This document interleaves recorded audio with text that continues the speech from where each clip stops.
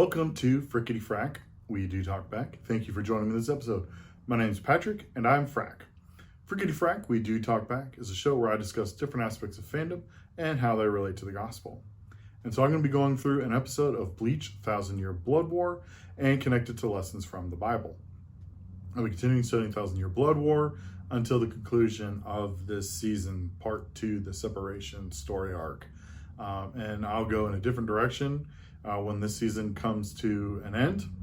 And it could be anything else, ranging from another anime, comic books, movies. If you can be a fan of it, I can talk about it. So the name of the show came from my dad, who dubbed my brother and me Frick and Frack since we were kids. So we're going to be looking over the episode Too Early to Win, Too Late to Know. And so the main focus of this episode is Squad Zero and the Royal Guard of Yawaba facing off against one another. But in between all of this, we get a glimpse of Ichigo and the rest of his crew heading to the Soul Palace. Ganju shows up, and he travels with them. And so Orihime guides them in a flashback of how this was very similar to how they had traveled way back when they first traveled to the Soul Society to go rescue Rukia. And so Ichigo, they all have their flashbacks to this because it's Ichigo, Yoroichi, Chad, Orihime, Ganju, and they recognize that they are missing Uryu, and they do vow that they are going to work their hardest to get Uryu back. And but Ichigo, being the stubborn person that he is, says, "Look, well, that's just secondary. The first priority is beating Yawaba." So, like I said, so the main focus of this episode is the fight between Squad Zero and the Royal Guard of Yawaba. And so I'm going to try to say, once again, as a giant preface, I am terrible at saying these names. And so the members of Squad Zero are Ichibe Hyosube, Tenjiro Kirinji, Kirio Hikifune, Uetsu Nehemiah, and then Senjumaru Shitara. And so they are the members of Squad Zero. They are considered the 5 most powerful Soul Reapers. And so then they face off against the Stern Ritter Royal Guard, and that is Lily Barrow, Gerard Valkyrie, Askin Naklevar, Pernita Pardonjas. And so this group is known as the Schutzstaffel. And so during this, we see Yawaba and Uryu and Hashibath land in the Soul Palace, and Senjumaru is the one who encounters them first and deals with the combat initially. She uses a lot of different kinds of guards. These are basically like cannon fodder, but they get killed by Nyanzel Weisel, who has the Sternritter power of W. But eventually, as he goes through those guards, Senjumaru kind of lulls him into a false sense of security and kills him off. And that's when Yawaba calls out the Royal Guard, and they use their skills, and which leads to a very surprising death, where they seemingly kill Senjumaru by blowing a reishi bullet through her head. Of course, we come to find out that this was all an illusion of some kind, and Senjumaru is okay, and Senjumaru was just distracting all of them so that Kirio, she had put them in a womb prison, which was a giant wooden cage that grows around them to keep them in place. And so then the other members of Squad Zero appear, and Uetsu, he becomes the main combatant in this, where we had seen some, other members of the Royal Guard of Yawaba, the Schutzstaffel, do some combat, but Uetsu goes through them easily. The only one who manages to dodge is Askin, but he is still wounded and falls to the ground, and then Uetsu then kills him while swinging on the ground. There's absolutely no mercy shown to these members in any form or fashion, and it's really cool because we get to see Uetsu talk about he goes from, I love this, he goes from this hip hoppy kind of goofy character, but then he just turns on a dime to being this ultra killer, and it's just really great. I love seeing that kind of switch in his character because he calls himself the god of the sword, and so he is the one who creates all of the Zanpakuto, and so he's using a Zanpakuto that cuts everything it comes in contact with, that it cuts things so well that it cannot even be sheathed. And so during all this, they're fighting, and then Yawaba throws the medallion, and he escapes the womb prison that Kiryu had created, and comes face to face with Ichibi. And so this is reminiscent to the beginning of the episode, because Ichibe is considered the leader of Squad Zero, and he, on behalf of the Soul King, was trying to broker peace with Yawaba, and the two, it does not go well. He says, like, have fun with the Vandenreich, and the Soul Society will all prosper together, as long as we can find this balance. And Yawaba wasn't going to have any of that, and so the two clash at that point.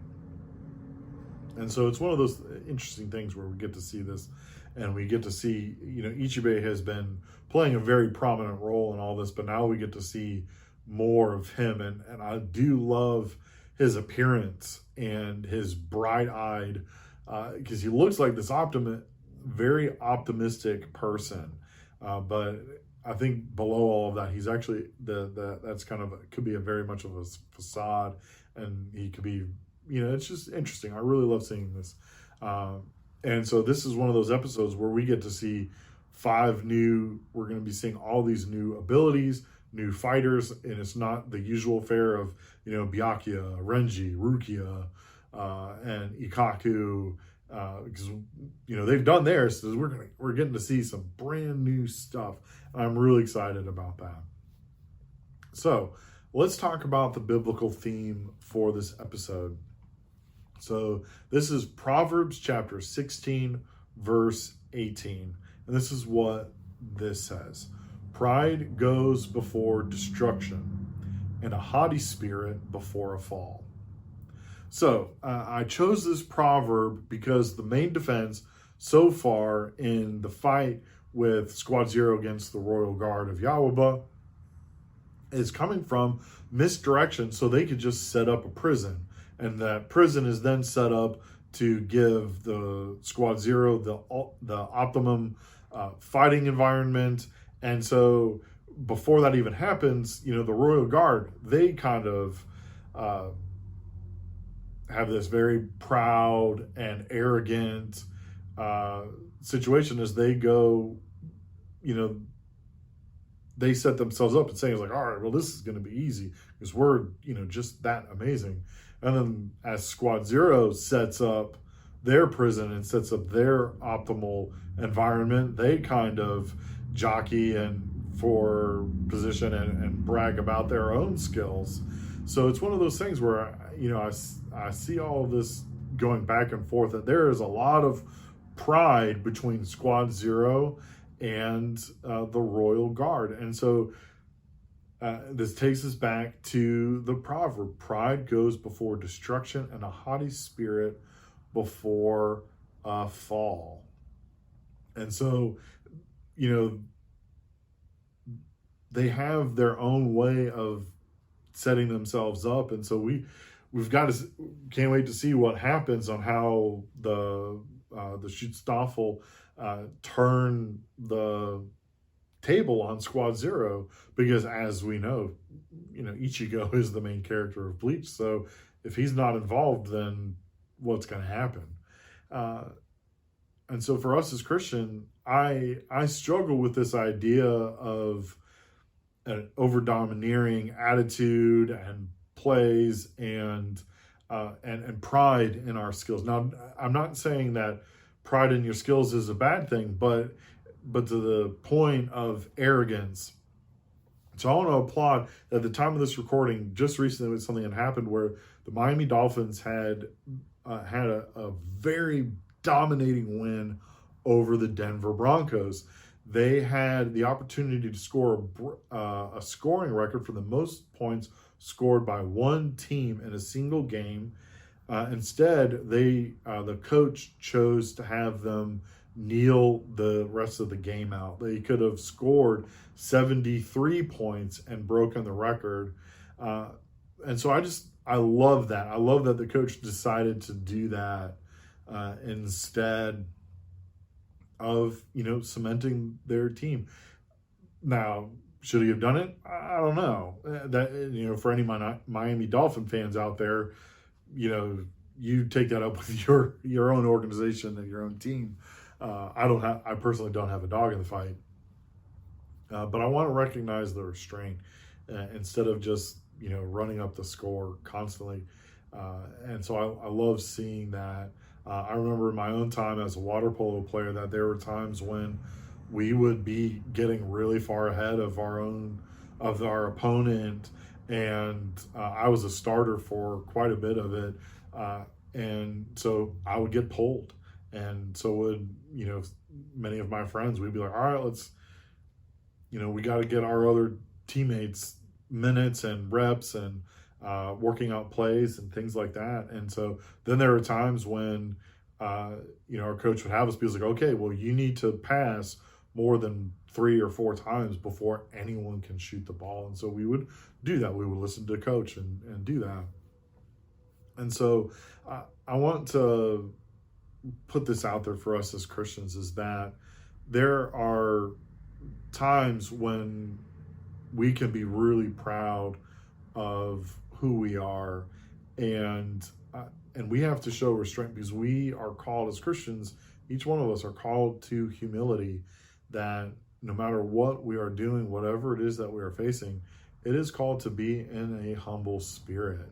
And so as this episode has just begun the fight between Squad Zero and the Royal Guard, the Schutzstaffel, I'll be interested to see where this fight takes us, especially with Yawaba having escaped the prison.